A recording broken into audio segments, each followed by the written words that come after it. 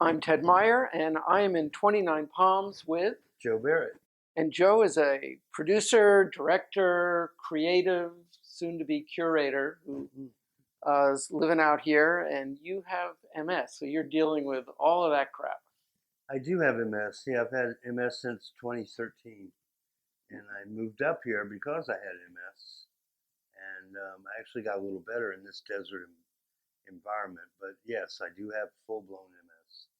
So when I think of MS, I think of, walkers and wheelchairs and Mm. everything that would not be easy for mobility in the desert, yet you Mm. chose to come out here Yes, to the desert. I didn't say I was a smart MS patient, but I did come out here where I was told not to come by the doctors because it's just such a creative environment. It's everything I've always wanted as a photographer for a location. So I put up with the heat and I put up with the challenges of moving around in this environment. But and I have to say, being up here has been very good for me, not physically and for my soul. It's been wonderful. Don't tell everybody they'll all move out. No, don't come up here. It's full of meth heads, and don't do it. Don't come up here. Don't do it.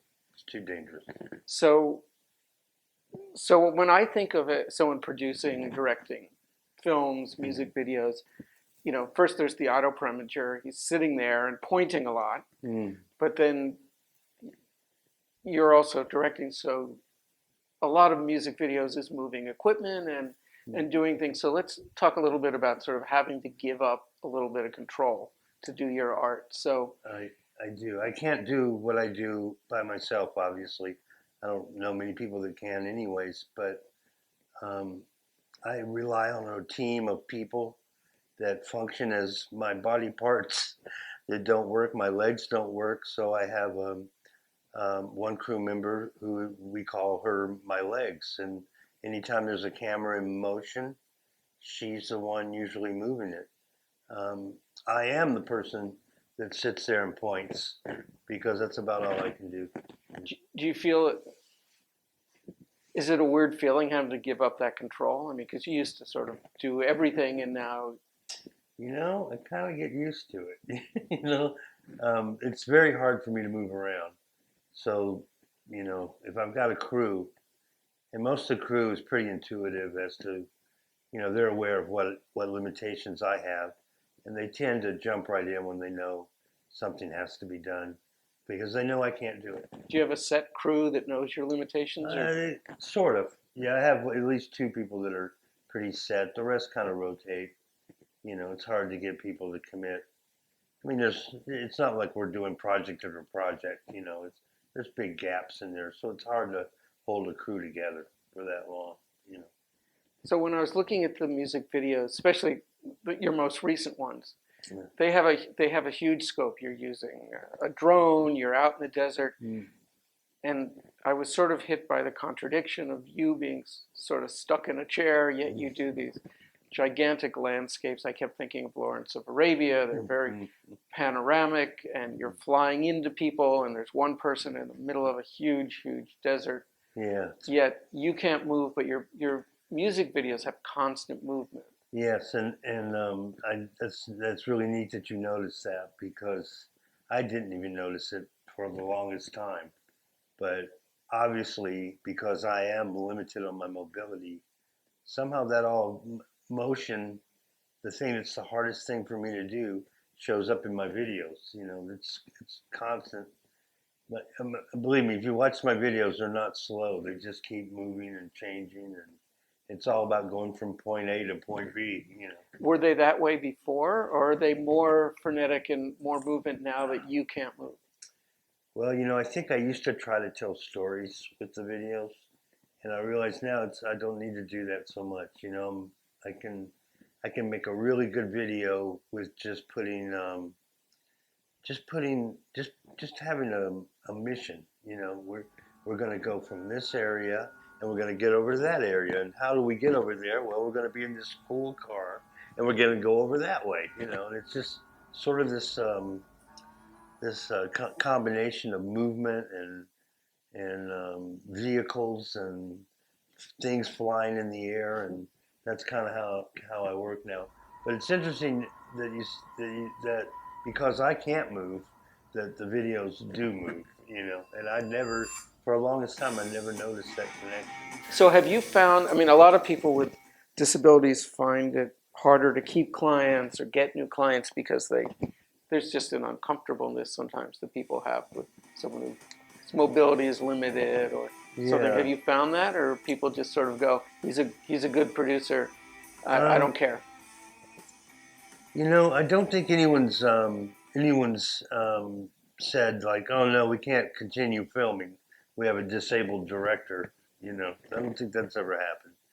Have I lost jobs? Yeah, I'm sure. No one's going to say that. Yeah. They're not going to come up and say, we're not hiring you because you can't walk. But, and out here, it's a special kind of niche. People out here are a little more adventurous. They like having a disabled director. I like having a disabled crew. Yeah. If you're, anything about filmmaking, I'll hire you.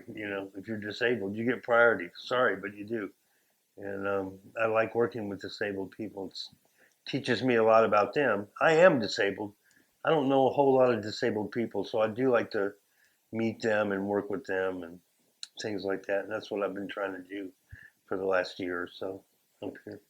So your new project, how we got in touch out here, is you're putting together an art show. Mm. So this is your first time curating a show. First time, cross your fingers that it comes out. But so far, it's gone very smoothly. Why don't you talk a little bit about the theme of the show? What's the work involved? The show is called Bent Not Broken. An art show featuring the work of disabled artists and the people that care for them. So we're going to have artwork by disabled artists along with the caretakers who take care of us because we have to have them.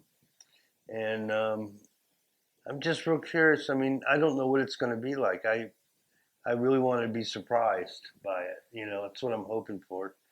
I've gotten interest from, well, right now I've got 4 or 5 artists coming, well, sending their work from New Mexico, and they're all disabled. And so it's spreading around, the word's getting out.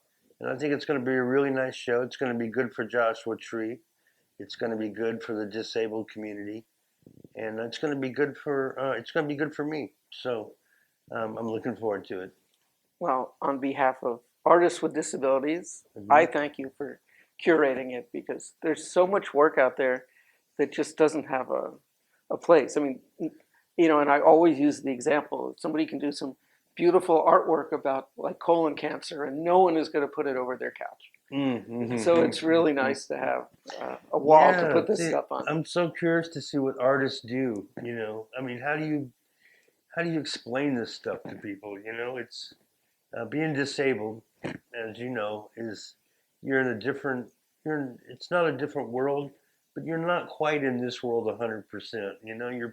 There's other things going on. So I'm just real curious to see how art comes through, from a disabled person, and I'm really looking forward to it. Well, thanks for your videos and your attitude and for putting the show together and supporting the community. Mm-hmm.